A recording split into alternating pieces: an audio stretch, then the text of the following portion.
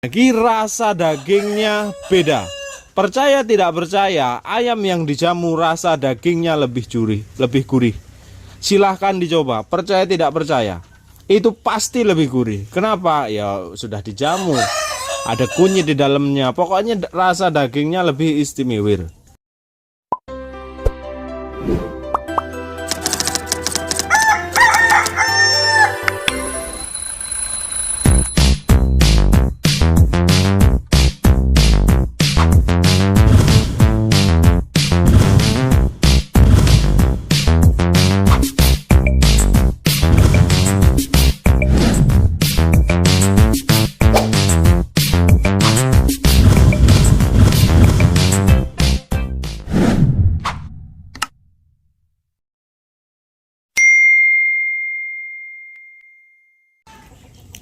Oke, bismillahirrahmanirrahim. Assalamualaikum warahmatullahi wabarakatuh. Sedulur peternak muda, ya wong-wongku semuanya, alhamdulillah. Hari ini kita bikin video di kandang. Ya, habis bersih-bersih si bos, bukan aku baru pulang kerja. Habis bersih-bersih ya. Beginilah peternak rumahan yang notabene-nya memang dirawat sendiri, dipelihara sendiri, dijual sendiri. Ya. Terus ada beberapa kawan-kawan yang bertanya mengenai vaksin dan cara beternak. Bagaimana sih cara beternak supaya minim kematian? Sebenarnya kawan-kawan itu adalah perkara yang mudah. Kenapa saya sebut mudah? Ketika Anda memegang konsep-konsep beternak yang benar, kuncinya beternak ini tidak perlu ribet. Tidak, ya ini selera ya. Bagi saya, ini pendapat saya pribadi atau asumsi saya pribadi. Bagi saya, semua cara beternak itu bagus, tapi perlu di trial and errornya, dicoba bagus atau tidaknya. Itu yang aku maksud ya. Seperti ini kawan-kawan, seperti di hadapan kawan-kawan semua. Ini adalah DOC Black Permut usia 1 minggu. Alhamdulillah sudah besar seperti ini. Dan saya tegaskan 0 kematian. Tidak ada kematian sama sekali. Kalau kawan-kawan masih meragukan memelihara DOC apakah bisa hidup total 100%, bagi saya sangat mungkin. Apalagi DOC-nya hasil kandang sendiri. Kenapa hasil kandang sendiri? Asal kita tarik mundur lagi, asal nutrisi di induknya terpenuhi, ya toh. Nutrisi di induk harus terpenuhi. Dari mana? Dari pakan, dari vitamin, dari ekstrak puding yang lain. Coba seminggu loh seperti ini semoknya, ya kan? Ini juga tidak terlepas daripada seleksi tadi. Tapi di video ini kita akan memfokuskan cara beternak yang benar, cara beternak supaya tingkat kematiannya rendah. Ya. Ini adiknya yang baru turun dari alat tetas tuh. Terus peternak mandiri seperti ini. Dan bagaimana cara minim kematiannya? Hanya ada di 3 prinsip: sanitasi, biosecurity, nutrisi. Cuma 3 ini. Sanitasi dari apa? Dari kebersihan. Kawan-kawan lihat, ini galon airku sudah tahunan ya. Sudah tahunan semua galon air yang di sini tuh. Sampai butek warnanya ya, itu Isabel Legon ya kan itu menelur lagi tuh. Tuh. Ini sudah tahunan, tapi pernahkah kawan-kawan melihat galon air kami itu berlumut? Tidak pernah. Karena apa? Karena selalu kami bersihkan setiap hari 1 kali. Terutama Big Boss itu, monggo. Bersihkannya memakai apa? Memakai sabun. Memakai sabun. Itu masuk dalam kategori sanitasi. Terus ada lagi mungkin kawan-kawan, ayo kita lihat di sini nih ya, yang enak aja di luar. Nah, tempat pakan, adakah telek-telek atau kohe-kohe yang di atas? Tidak pernah. Karena kalaupun ada, pasti sama bapak itu disapu. Pasti kami sapu. Sebelum kasih makan kita sapu dulu, karena mungkin ada kotoran di situ. Coba bersih. Adakah lalat? Tidak ada. Padahal ini musim hujan. Kalau tidak ada, bohong. Pasti ada, tapi tidak sebanyak yang seharusnya. Karena kenapa saya bilang seharusnya? Karena dengan populasi seperti ini, padat seperti ini, lalat bisa kita katakan jarang. Ini masih pur pedaging. Coba, harusnya di lingkungan-lingkungan pedaging itu banyak lalatnya karena pakannya high protein. Kita membahas terus sanitasi. Nah, seperti ini. Ini masih fur pedaging. Ya. Nih, tuh. Ini yang namanya sanitasi. Lingkungan kandang boleh dilihat tidak ada yang kotor, walaupun tidak rapih, walaupun tidak bagus kandangnya, walaupun tidak bahan-bahan kandangnya mewah, tetap harus rapi. Adakah kotoran ayam walaupun ayam sering diliarkan di luar yang masuk-masuk di depan seperti ini? Tidak ada, karena sama bapak atau sama big boss selalu dibersihkan. Ini masuk dalam kategori sanitasi. Galon air ini kita prediksi sudah usianya 5 tahun. Sudah 5 tahun. Ya, adakah yang berlumut? Saya tekankan lagi, tidak ada. Itu adalah maksud daripada sanitasi. Alas kandang, ayo kita lihat koloni sengkuni. Alas kandang, adakah bulu-bulu yang berserakan? Tidak ada. Ini yang dinamakan sanitasi. Kalau bicara sanitasi itu mengenai alat-alat yang digunakan, mengenai lingkungan kandang, itu sanitasi. Yang kedua, kita berangkat ke biosecurity. Nah, biosecurity ini dari apa? Dari penyemprotan Anda, ya, dari pembatasan orang-orang asing itu masuk ke kandang, dari ayam baru yang masuk ke kandang Anda sterilkan. Itu yang namanya biosecurity. Ketika ada ayam materi datang seperti saya selaku penyilang seperti ini, resikonya paling besar. Kenapa? Karena ada ayam yang baru-baru itu masuk kandang. Ayam baru sering masuk kandang. Nah, seperti ini, coba tengok, ada bulu? Tidak ada. Di tarangan ada telek? Tidak ada. Ayamku alhamdulillah manut, ya, alhamdulillah manut. Ini yang namanya sanitasi dan biosecurity.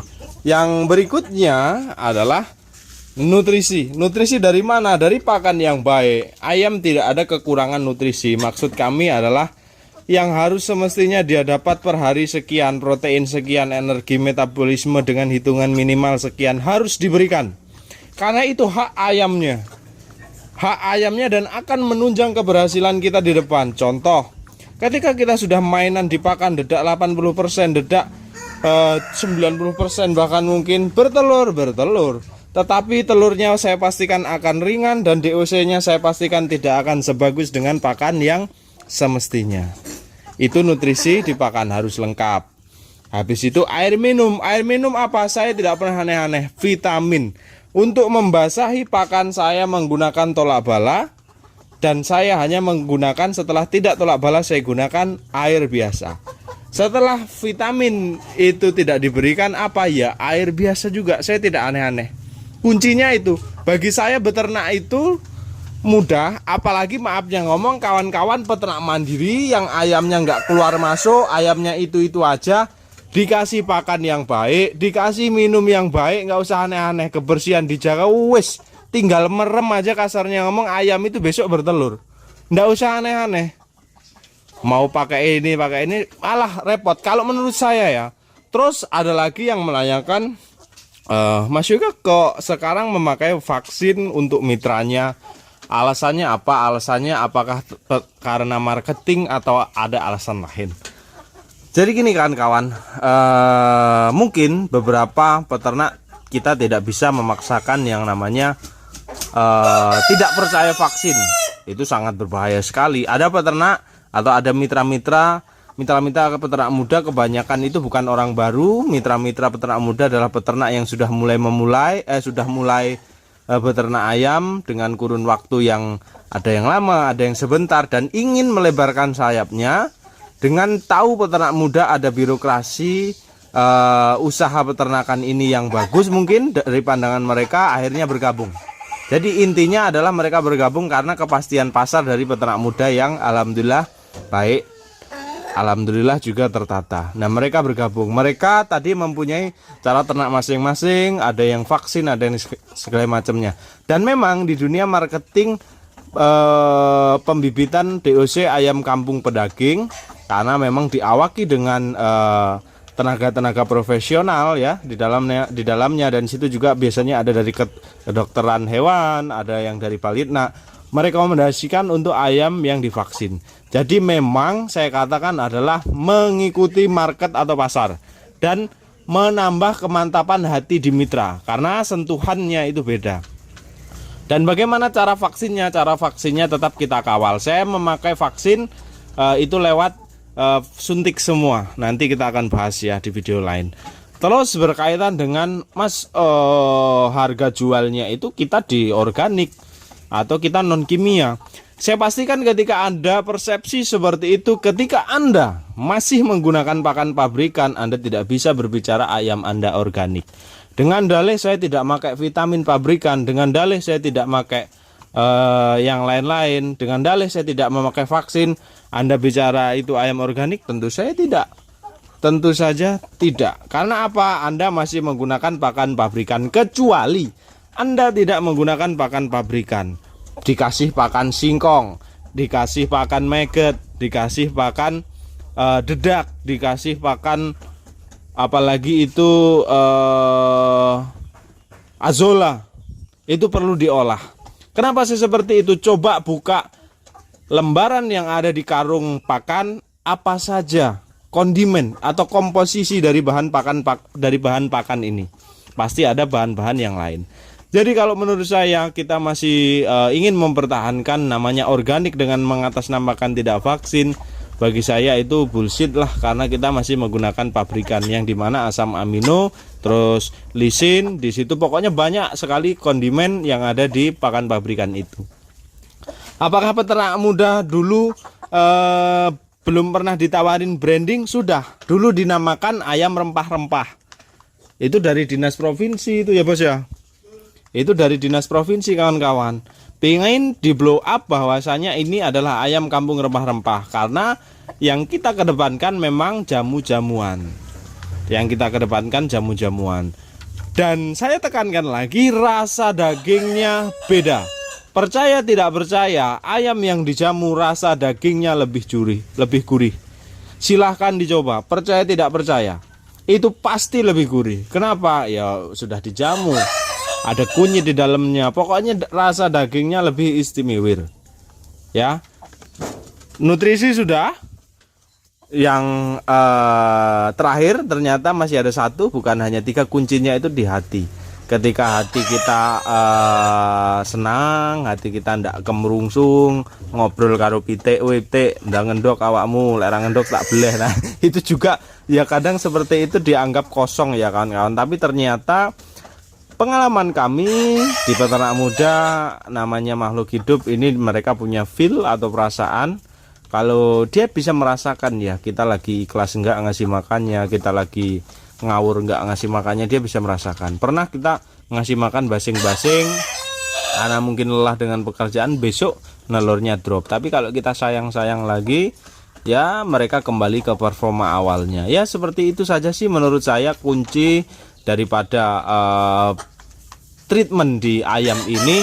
Kalau kawan-kawan masih merasakan sering mati, coba deh. Saya bukan mengecilkan ya, saya bukan mengecilkan resiko di ternak ini, karena berangkat dari pengalaman. Seumpama kawan-kawan ini bukan penyilang seperti saya yang materinya keluar masuk, notabene-nya ada ayam baru, ada ayam masuk di kandang, itu resikonya sangat kecil kawan-kawan. Resikonya kecil sekali, karena ayam kawan-kawan hanya itu saja yang ada di kandang. Konsep yang perlu kawan-kawan perhatikan yang paling penting menurut saya adalah kebersihan. Kebersihan air minum, kebersihan kandang dan semuanya. Paling pokok di situ, sumber bakteri, sumber dan segala-galanya di situ. Kandang lembab tidak boleh, di situ bakteri senang. Kandang terlalu panas juga tidak boleh, karena akan berpengaruh ke produksi telur. Jadi bagaimana kita bisa men-setting kandang itu supaya benar-benar bagus, supaya benar-benar kandang itu nyaman di ayam. Yang paling terpenting adalah nyaman dulu ayamnya. Nyaman dalam artian adalah untuk kehangatan, ayam tidak dingin. Untuk suhu, ayam tidak kepanasan. Karena yang paling kawan-kawan aku lihat ya, disering WA masuk, disering telepon masuk, disering grup-grup Telegram kita menanyakan kok ayamnya sering mati. Setelah ditarik dulu mundur, ditarik garis lurusnya, itu box broodingnya kurang panas, box broodingnya terlalu panas. Ya, kebanyakan yang kawan-kawan alami itu kurang panas, kurang hangat. Dikasih lampu satu, nggak dikasih alas, kurang hangat, kurang rapat kandang broodingnya. Nah, itu menyebabkan banyak kematian. Ada lagi pertanyaan, sudah hangat, sudah semuanya sudah cukup, ditarik lagi ke belakang. Kenapa? Coba cek induknya, nutrisimu sudah benar belum? Ya, ngaruh kawan-kawan. Namanya ada maternal antibody. Antibody yang diturunkan ke ayam, ke anak ayam. Kenapa aku bilang 2 minggu? Ayam 2 minggu itu kebal-kebalnya virus, karena maternal antibodinya itu masih bermain. Ketika lewat usia 2 minggu, ayam itu maternal antibodinya lepas. Nah, disitulah mungkin kawan-kawan kalau mau main vaksin. Tapi ya, di DOC pedaging kami nanti, karena mengikuti market pasar ya, karena mengikuti permintaan pasar, tetap akan kami lakukan vaksinasi, yaitu NIB. Dan menurut saya resiko terbesar itu bukan di ayam pedagingnya, karena ayam pedagingnya mungkin 2 minggu, 2 bulan saja sudah out, sudah panen. Nah, yang harus Anda rawat khususnya peternak rumahan, peternak mandiri ini pabrikmu semua ini. Induk-induk ini adalah pabrik Anda. Servis mereka sebagus mungkin, itu pesan saya. Jangan kurangi haknya. Nutrisinya kasih, protein yang harus sekian kasih, energi metabolisme yang harus sekian kasih, jangan dikurang-kurangin. Kalau Anda kurangin rugi 2 hal. Indukmu bisa rusak, bisa macet bertelur, DOC-mu lamban untuk tumbuh. Konsepnya adalah di situ. Jadi beternak ayam ini menurut saya sangat mudah. Sangat mudah ketika kita sudah menutup telinga, tidak gemas dengan cara beternak yang aneh-aneh, tidak ingin mencoba hal-hal baru. Kalau menurut saya ketika sudah diamati tiru modifikasi itu sudah pas, ya sudah. Ada beberapa peternak yang sudah ini pakai eplek kewer lagi lah, yang mencret lah, yang ini ya silakan. Menurut saya ternak ini paling mudah. Paling mudah ketika kebersihan dan hak-haknya ayam diberikan, itu cukup. Wes, kuncinya satu itu yang paling utama menurutku adalah kebersihan dulu. Oke, pakan kepepet enggak masalah, tapi kebersihan. Kalau berbicara sehat, kebersihan. Air minummu kotor, galon air minummu kotor, pilek. Ini diganti tiap hari, bro. Tiap pagi pasti kami ganti. Coba tengok, ada nggak tuh kotoran? Tuh, bersih semua toh? Bersih, karena konsepnya di situ. Ya, konsep ternak paling utama adalah kebersihan. Sampai luar-luar pun disapu tuh sama Big Boss.